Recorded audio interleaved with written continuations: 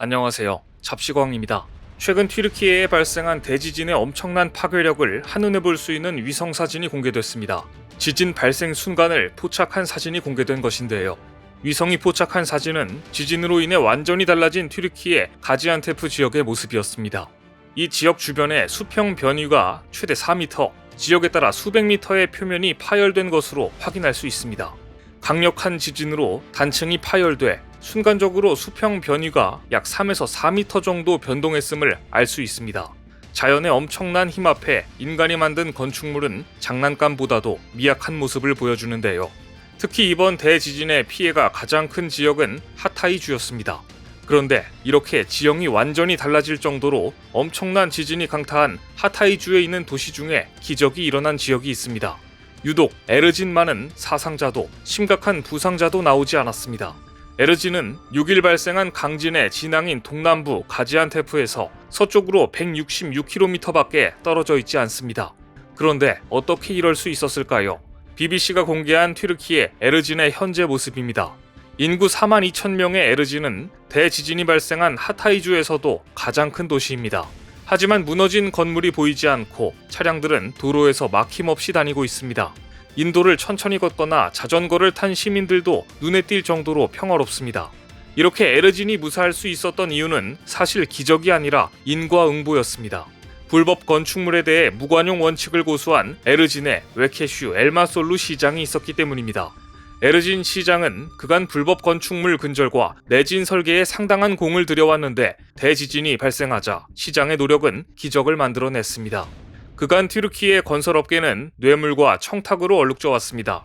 이 과정에서 법과 원칙은 무용지물이었는데요. 엘마솔루 시장 역시 당선 직후 불법 건축물을 허가해달라는 수많은 청탁이 들어왔었다고 합니다. 하지만 그는 원칙을 고수했고 내진 설계를 법대로 시행했습니다. 튀르키예는 1999년 발생한 강진 이후 내진 강화 등 엄격한 건축 규정을 도입했습니다. 하지만 법이 있었어도 제대로 시행이 되지 않았는데요. 이번 대지진 참사가 일어나자 그간 정부와 공무원들이 설마 하는 마음으로 허가를 내주었던 부실 건축물들이 피해를 대폭 키웠다는 지적이 일고 있습니다. 예를 들어 에르진에서 불과 15에서 20km 떨어진 오스마니에는 불법 건축물이 피해를 키운 대표적인 지역이었습니다. 지진으로 무너진 9층 아파트에는 아예 철근이 들어있지 않았습니다. 철근이 들어가지 않은 건물이 9층까지 올라갔다는 사실이 놀라운데요. 부실공사 하면 그간 중국의 이야기인 줄 알았는데 튀르키예 역시 심각했던 것입니다.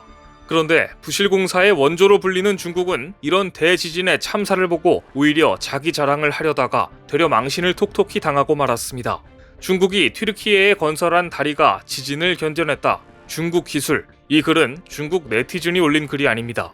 무려 메이팡장 주북 아일랜드 중국 대사관 총영사관이 지난 13일 트위터에 남긴 내용입니다. 글에 첨부된 11초짜리 영상에는 튀르키예 서부 다르다넬스 해협을 가로지르는 세계 최장 4.6km 현수교인 차나칼레 1915 대교의 웅장한 모습이 담겨 있습니다. 영상 옆엔 친절하게 중국 기술이라는 해시태그도 달았습니다. 하지만 거짓말이었습니다. 차나칼레 대교는 이순신 팀으로 불린 한국 건설사들이 만들었기 때문입니다. 이순신 팀은 한국의 DLENC와 SK 에코플랜트가 2017년 공동 수주한 3조 2천억 원짜리 초대형 공사였고 지난해 3월 개통됐습니다. 63빌딩보다 높은 318m짜리 주탑을 자랑하는 이 대교의 강철 케이블은 강도가 역대 최고 수준인 1960메가파스칼입니다. 분명 한국 건설사들의 기술로 지은 대교인데 이걸 중국 기술이라고 주장하다니 이 같은 허위 사실이 올라오자마자 한국 네티즌들에 의해 무참히 팩트체크 당한 뒤 비난받았고 장메이팡 총영사관은 머쓱한 듯 게시물을 삭제해버렸습니다. 하지만 더 한심한 사실은 주 프랑스 중국 대사관에서 이 가짜뉴스를 떡하니 공유까지 해놓았다는 점입니다. 중국의 헛발질을 보다 못한 트위터 이용자들은 팩트체크 후에 이렇게 반박 트윗을 올렸습니다. 거짓말을 그만하라. 이 다리는 지진 근처도 아니고 튀르키예와 한국이 건설한 다리다. 당신은 외교관이 아니라 거짓말쟁이다. 중국은 무너진 건물에 갇힌 피해자를 이용하려고 한다. 일단 좋은 것은 무조건 중국 것이라고 자랑하는 중국이 또다시 팩트체크 없이 자랑질을 하다가 된통당한 것입니다.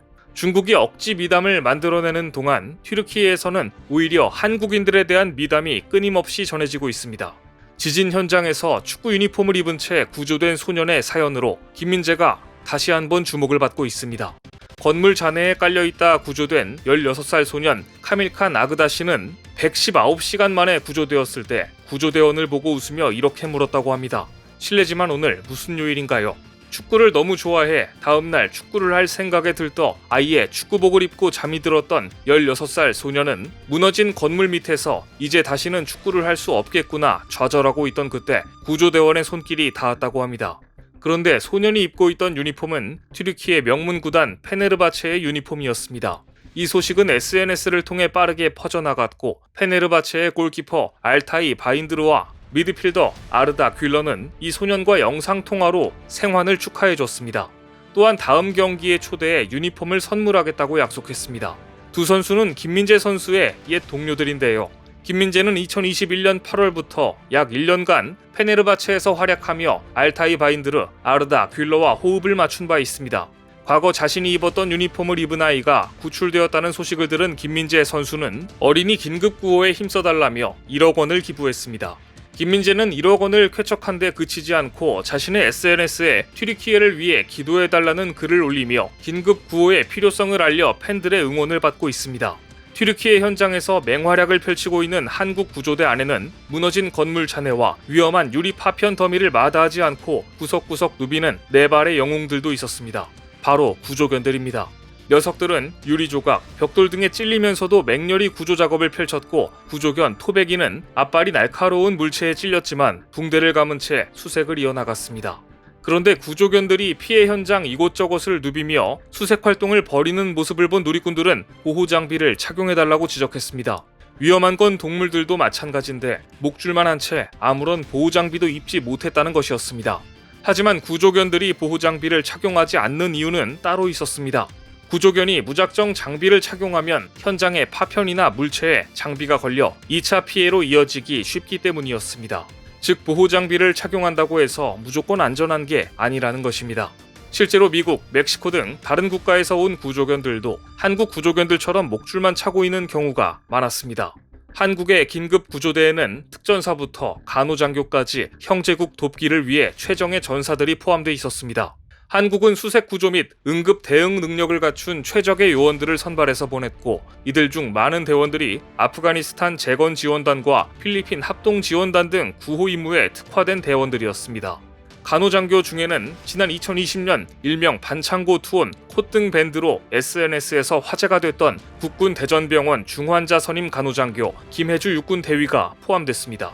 김 대위는 2020년 코로나19 확산이 가장 심각했던 대구, 경북 의료 현장에 파견을 지원해 중증 환자를 간호한 것으로 유명합니다. 마스크 때문에 헐어버린 콧등에 반창고를 붙인 채 임무에 열중하는 그의 모습이 SNS에 공개되면서 많은 국민들로부터 군인이자 간호사로서 투철한 책임감과 사명감을 보여줬다는 뜨거운 찬사를 받았는데요. 이번 튀르키예 긴급 구조대원으로도 뽑힌 것입니다. 튀르키예 현지에서도 한국은 생색을 내려는 것이 아니라 진짜 유능한 최정예 요원들을 보내 한 명이라도 더 구하기 위한 진심이 전해진다는 반응이 일고 있습니다. 중국처럼 한국이 지은 다리를 자기들이 지었다는 어이없는 가짜뉴스나 올리는 것과 너무나도 비교됩니다. 오늘 준비한 소식은 여기까지입니다. 댓글을 통한 여러분들의 많은 의견 기다리겠습니다. 시청해주셔서 감사합니다.